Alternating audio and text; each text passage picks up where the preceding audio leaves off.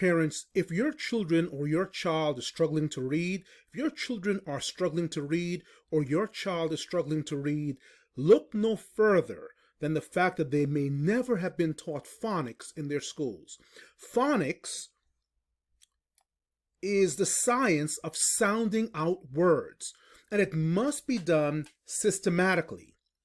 There must be systematic instruction. So, for example, here's an article that I wanted to share with you parents that was in the newspaper, and it says, "Kids struggle to read when schools leave phonics out." And the tagline is simple. Schools too often leave out a key piece of the reading puzzle because teachers aren't trained to teach phonics. So they're telling you, hey, your child has to get to level M, level N, level P, level Q. How do they get there? Not by reading texts by themselves, but by learning how to sound words out in a systematic way. Because Americans have never done this, because the American schools have never done phonics well, kids are struggling to read, not just your child, but all children. Take a look at these statistics. The percentage of U.S. students who are proficient in reading. Fourth grade is in red, blue is in eighth. Take a look at 2017. Can you believe this? Take a look at this. They're all on the 40%. None of our the majority of our fourth graders and eighth graders are deficient in reading. So this scale shows you what percentage of U.S. students are proficient in reading. The answer is less than 40%. If I had 10 kids in this room, less than 4 of them out of the 10 would be able to read fluently and proficiently. This is why the schools need to change. They need to take the children on a systematic journey back into phonics, but they're not doing that. The title of this other article is Hard Words, Why Aren't Kids Being Taught to Read? And it says clearly, scientific research has shown how children learn to read and how they should be taught. But many educators don't know the science and in some cases actively resist it. As a result, millions of kids are being set up to fail. And if your child is struggling, please don't blame your child. Blame a system that is not taught phonics. At Scholar Skills, that's what we do. We instruct children in a systematic understanding of the rules of phonetic spelling and phonetic pronunciation. Now, let me give you an example of what I mean. I want you to take a look at some of the lessons that your kids need to learn in order to progress in terms of phonics and sounding words out. Because if you're just citing words, how do you cite millions of words in a language? It doesn't work. But structurally, your kids will need to know the short A sound, okay, and the consonants that go with that sound, initial consonants. They need to know specific consonants like D, W, and here's a capital D here, short A sentences, okay? Consonant digraphs, this is blend of consonants, all right? Then we want to take them through digraphs such as SH, sh, or CH, or WH, okay? They need to know how to pronounce those two-syllable short vowel words. I'm going to go quickly through this curriculum that we use, but it is so powerful and so important. Your kids need to know consonant blends like CT, FT, PT, XT. How do those sound in terms of sentences, in terms of words rather? Take a look at this, for example.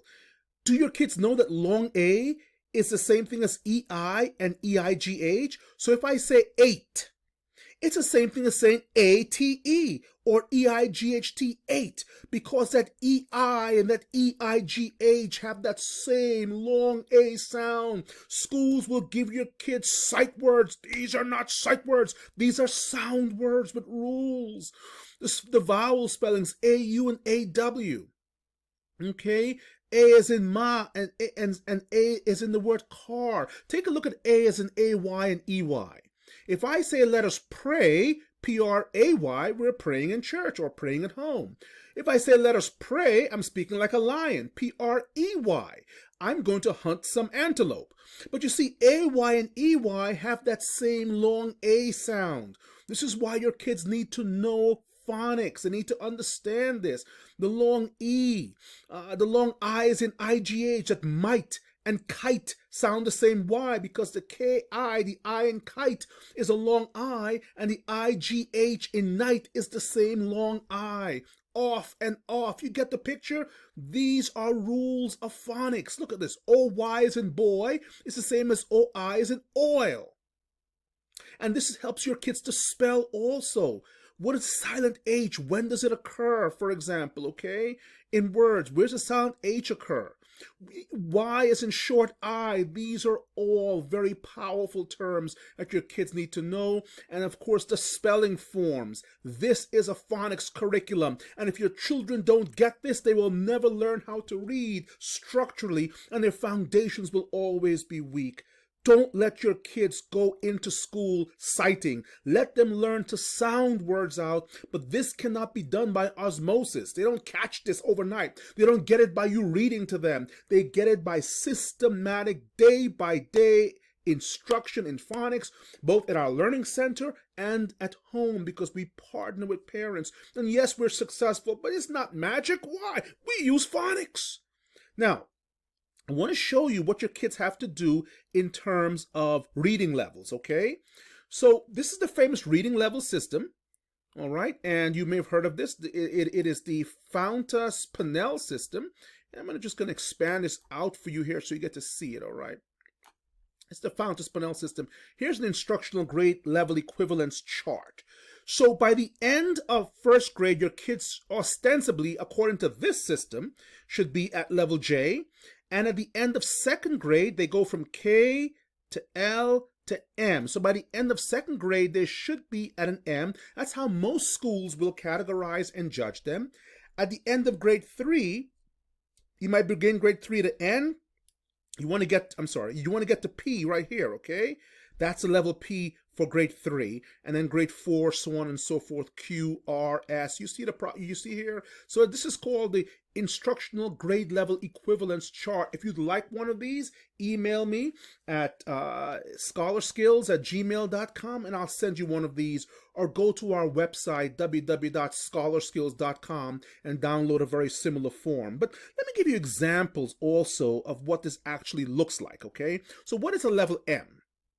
Which your child should be, for example, at the end of second grade. Here's a level M text, a sample, okay? You see, finally the day of the play came. The whole family would be there. Some of their neighbors were coming too. Men hugged Freddie extra hard. Mom hugged Freddie extra hard as he left for school. "We'll be there watching you, green kangaroo," she said.